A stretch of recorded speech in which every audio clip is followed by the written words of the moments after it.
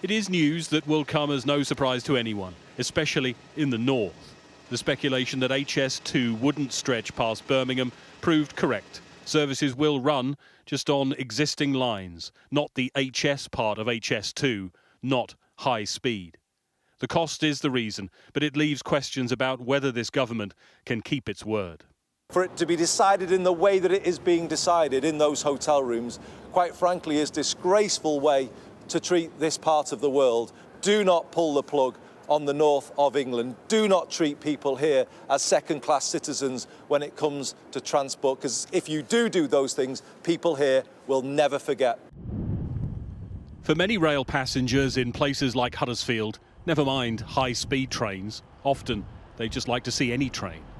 Unreliability is a fact of life on the Manchester to Leeds line. If billions aren't being spent on HS2, there's plenty they could be spent on here. How can anyone who is travelling regularly on this line work out how to get there to work or whatever?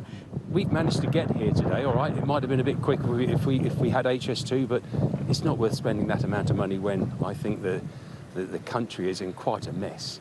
When HS2 was first announced, the project was divided into multiple phases. Sky News understands the link to Euston will be completed, a move maybe to soothe the critics. The Department of Transport has worked up a package of alternative projects, with the high-speed Birmingham to Manchester leg of HS2 scrapped. It includes upgrades to existing railways across the West Midlands and the north. This means that Northern Powerhouse Rail, a separate rail plan to HS2, could still go ahead. It would include a mix of new and upgraded lines to speed up links between most of the north's major cities. It had been planned to use a section of HS2 line from Manchester Airport to Manchester Piccadilly, a problem with that leg scrapped. What really frustrates people here is that for years they've been told of the economic benefits that would come with improving the rail network, only to see those plans then watered down. It means they now wonder, whatever the politicians promise, can they really believe them?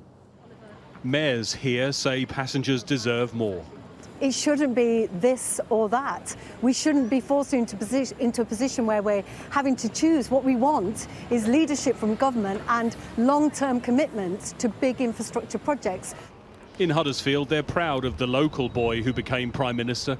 Harold Wilson oversaw the end of steam and the closure of many rail lines.